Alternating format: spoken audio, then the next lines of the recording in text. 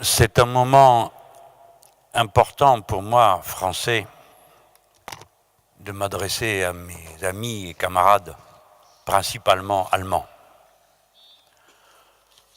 Nos deux peuples ont une responsabilité particulière dans l'histoire du vieux continent, et en particulier du fait de la puissance économique de nos deux nations. Nous n'avons pas le droit de nous réfugier derrière des abstractions pour nous décharger de notre responsabilité particulière sur les autres. De notre responsabilité particulière sur les autres.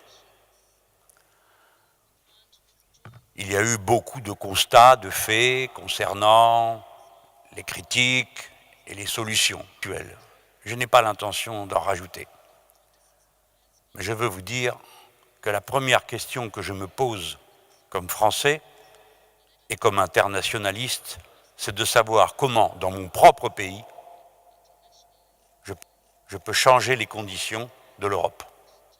Et je pense que c'est la tâche de chacun d'entre nous dans son propre pays.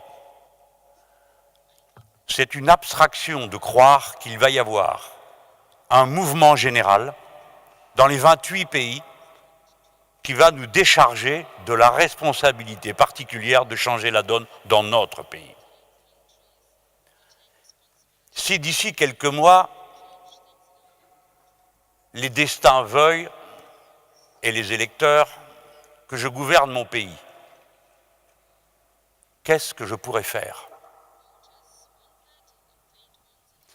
Eh bien, la première difficulté que j'aurai à affronter, c'est l'Allemagne, gouvernée par Madame Merkel et qui a imposé à toute l'Europe, avec la complicité de tous les gouvernements conservateurs d'une part, et d'autre part, avec la participation active de tous les sociodémocrates d'Europe, à des gouvernements de coalition qui ont appliqué la politique souhaitée par le gouvernement de Madame Merkel, qui protège d'abord les intérêts du capital financier en raison des conditions particulières de l'Allemagne et du cœur de l'électorat de Madame Merkel, qui a des retraites par capitalisation et qui a donc besoin d'un haut niveau de la monnaie euro pour pouvoir acquérir à bas prix les conditions de vie de ses retraités, et deuxièmement, des salaires bas, de manière à ce que les dividendes soient le plus haut possible. La grande difficulté que nous avons connue est résultée de la mise en place de cette politique, premièrement, et deuxièmement, de l'incroyable lâcheté des dirigeants français qui ont renié la parole de leur propre peuple, qui avaient dit non au projet de traité constitutionnel et qui ensuite ont été dire à Madame Merkel « nous sommes d'accord pour signer ». Lâcheté quand les Français ont voté pour un candidat qui leur disait « nous allons renégocier le traité » qui était en cours de rédaction, et qu'à peine élus, ils l'ont signé. Par conséquent, je dois vous dire que si nous montrons du doigt Madame Merkel, nous sommes conscients du fait qu'elle n'a pu agir de cette façon que parce que les autres lui ont dit « oui madame, vous avez raison » et ont trahi leur propre peuple, le vote de leur peuple. Vous voyez la difficulté. Et maintenant, du fait de ces capitulations successives, le rapport de force a changé. Le gouvernement de Madame Merkel et de M. Schäuble se sent assez fort pour traiter d'une manière absolument intolérable la Grèce, Chypre, le Portugal, l'Espagne, l'Italie. Nous entendons parler du Club Med à propos de nos patries, mais nous vous signalons que le Club Med, c'est la deuxième, la troisième, la quatrième économie du continent. C'est une situation très dangereuse que celle que nous vivons. C'est pourquoi je vous en parle avec cette force et cette gravité. En même temps, les pulsions à la guerre responsables à l'est de l'Europe veulent à tout prix d'un choc avec la Russie.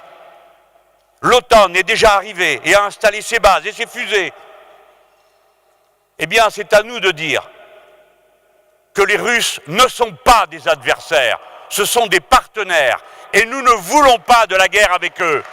Nous n'en voulons pas. Depuis 2001, l'affaire Clearstream, il y a un scandale par an concernant la fraude fiscale et le trafic fiscal. La vérité, c'est que tout cela est installé dans le code génétique de l'Union européenne qui favorise le trafic fiscal.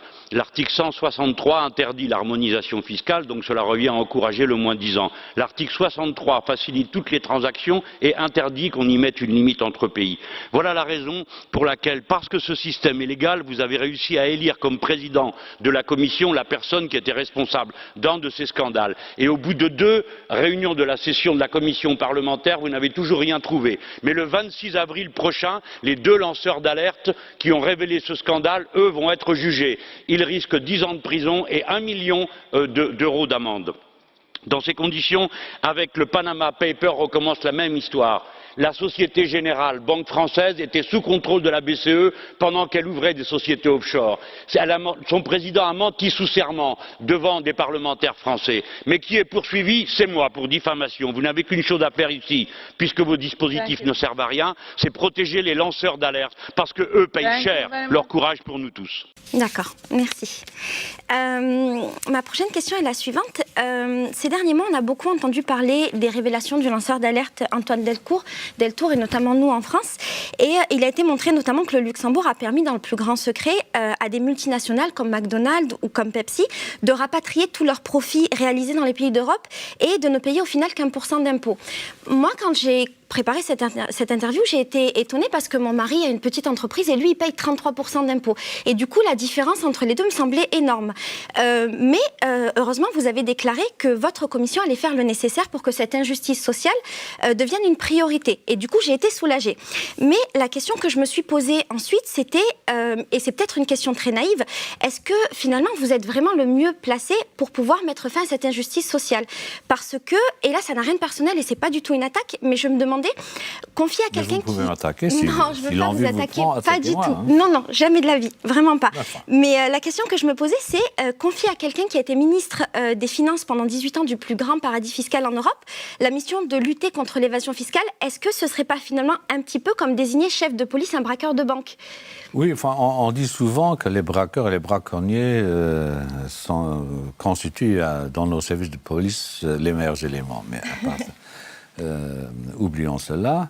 Vous portez sur le pays qui est le mien, mais dont je ne suis plus responsable, un regard superficiel qui traduit assez bien la condescendance française lorsque les Français regardent les autres. En Europe, chaque pays est le paradis fiscal de son voisin.